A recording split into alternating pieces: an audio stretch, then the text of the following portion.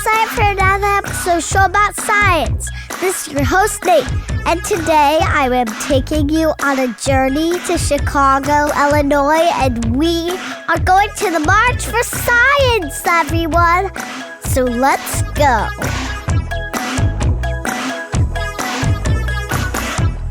Do you know who's talking right now, everyone? She's soon going to be on the show about science, and it's Emily Grassley. Slow down. Let's go up and see her. She's from the Brain Scoop on YouTube. It's hard to not be hopeful when I think about how our common ancestors survived 5 mass extinction events on this planet already.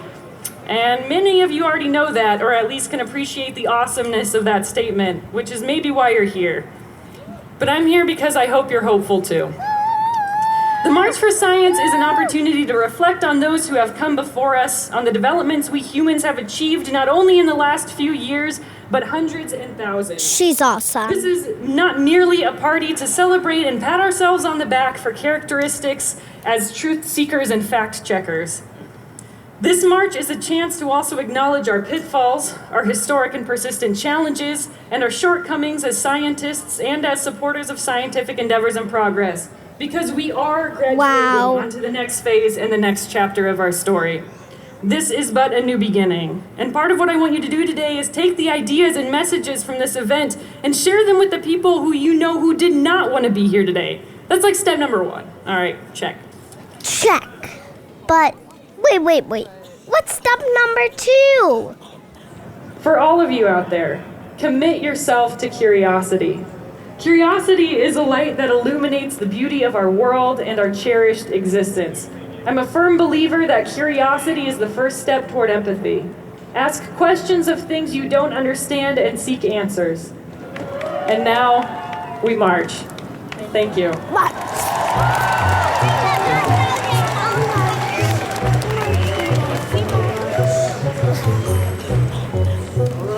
One last time, Chicago! Science! Chicago! Science! Chicago! Science! Are you ready to march? So, Emily Grassley just gave her speech, and now everyone's marching. I wonder why everyone came to the March for Science. Hopefully it's for a good reason. So, why are you marching here? Why am I marching here? Because science is so awesome and important, and I love it, and I want other people to love it too, and to realize how important it is. So, do you have anything to say about the March for Science? Well, we need to save nature and science. Do you have anything to say about the March for Science? It's important that everybody believes in science because science is what makes us. Why are you here? Well, I'm a science teacher, so I think it's really important that people stand up for science. Okay, what are you here for? I'm here because I think science is wonderful because it's improved my life in lots of ways. For example, I'm 31. It's because of scientific developments that I've lived to be 31. Life expectancy is much longer because of things like the discovery of penicillin and modern medical science. And I'm also a huge fan of NASA and space exploration and all of the things that we've done as a country that have helped all of us in tons and tons of ways through promoting our space exploration program. That's only a few of a lot of the great people who came to the march. I love them all, and we're going to have more later in the episode. But first, we're going to talk to someone who helped create the march. Chicago! Science! Chicago! Science! Chicago! Science! So basically, how did you guys create this? I mean, it's very long, 48 to 45,000 people. How did you make this happen? First, ask her her name. And what's your name? Actually, my name is Lou. You interviewed me a couple of weeks ago. Oh my gosh! Yeah, it's nice to meet you That's actually in person. so funny. Yeah. Wow, so I'm so glad you made it.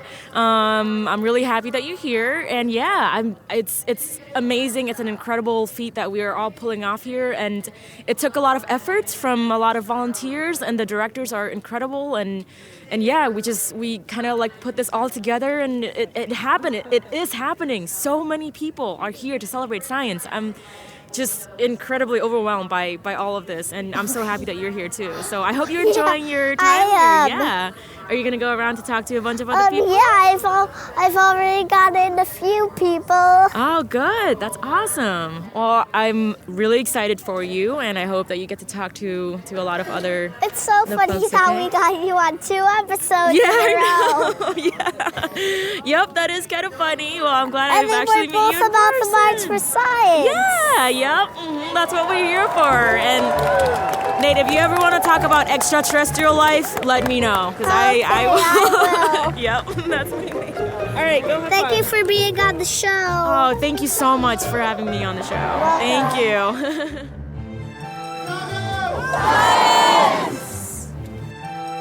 And now we'd like to talk to some of the creators of the most fantastic signs at the March.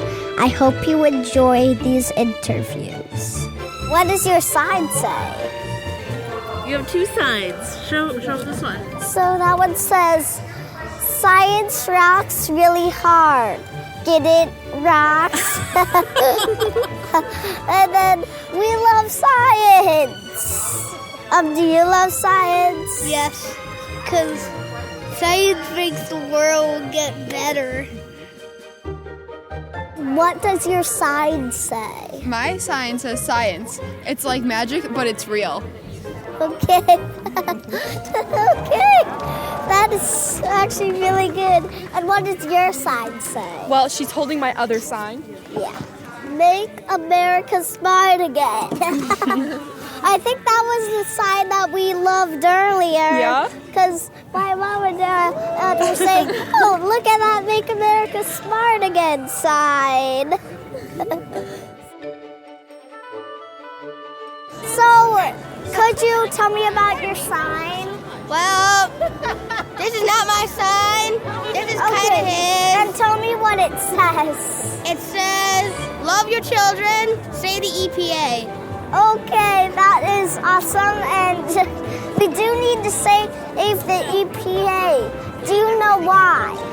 I really don't know why. Just the EPA, we're trying to save it, help it. Because we're trying to help the EPA because it's Environmental Protection Agency. Yeah. And we want our environment to be protected. Yeah, we do. Hello? Hi. Can I ask you about your signs? Of course. So, what does your sign say? My sign says, if I do not need makeup, why should you? And then the whale, it says, my blubber isn't yours to use. Could you explain it? Of course. There are some makeup companies out there that test their products on animals. And we shouldn't really be testing our makeup on animals because makeup doesn't belong on animals. So, what does your sign say? Mine says homeless, think deforestation. Do you want to know what deforestation is? Deforestation is like when people cut down on trees. So many animals are homeless too. Oh, poor koala. Yeah. So many animals are homeless and they don't have a home, so they're all wiped away. Thank you for being on my show, Lisa and Giselle. You're welcome. Welcome.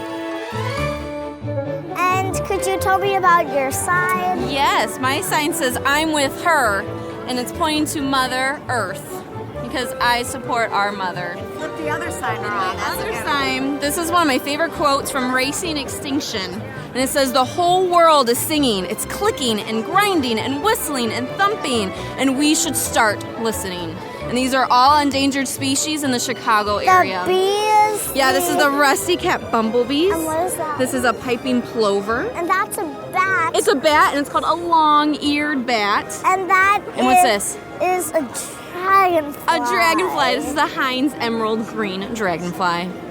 So could you tell me about your sign? Oh my God, for days I could talk about my side. I'm glad that we are all here, and I'm glad that all these children are here. And thank you for interviewing us. It's very important that everybody understands that science and facts and people that depend on them and need them and support them will never, ever, ever be silenced or not heard. Okay. And let's see, what does your sign say? My sign says science rejects outliers. And basically when you do science, you have a lot of data points. And some of those data points are like way out in left field. So sometimes we just kind of brush those aside. And that's what we're going to do with outliers as well. The LIARS.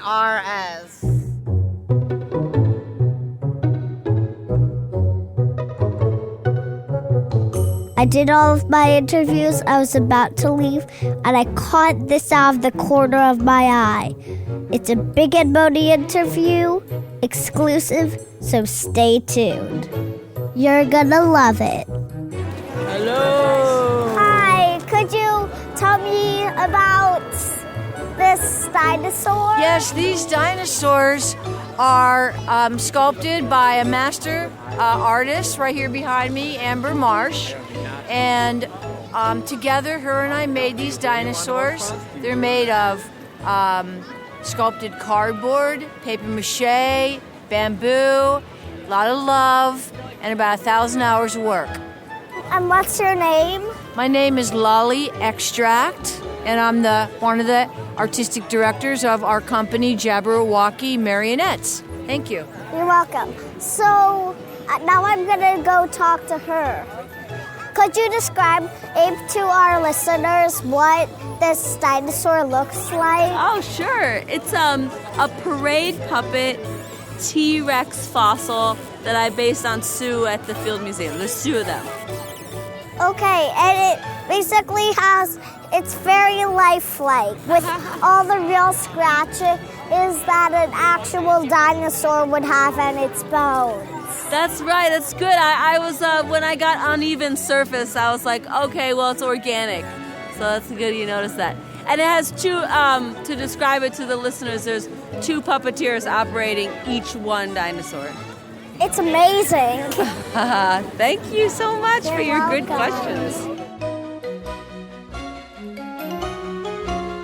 It's really important that we remember the March for Science and this day. A fun way to do that is gather up all your friends, say the name of the town, whatever town you live in, and then tell all your friends to say, Science! So let's do this. Okay. Let's do this. Chicago! Science! There we go. All right. There we go. Thank you. Here we go. You're welcome. Thank you. There you have it, folks. The show about science is complete. Thank you so much to everyone who spoke to us at the march. It was so awesome to talk to all of you. Music on today's episode was provided by FreeSFX. You can find them at freesfx.com. Our theme music was composed by Jeff and Theresa Brooks. Okay, Dad, you can shut the recording off. So, this is Julie, and she drew the design for the goat t-shirts, everyone. Hope you're still buying them. Hi. Hi. I absolutely love the t-shirts. Oh, that makes me so happy. So, how did you create them? Did you create them with any advice? Well, you gave me some pretty clear direction. You definitely wanted a goat, so I knew I had to give you a goat. And then I just thought I'd make him a scientist, so we have a lovely little scientist goat. Yeah, we have a little scientist goat with equals MC squared coming down the flask. Yes, because a goat, likes chemistry. Yes, the goat loves chemistry. So, thanks for creating the t-shirts and being on the show. Oh, you're very welcome. You can find the t-shirts at theshowaboutscience.com.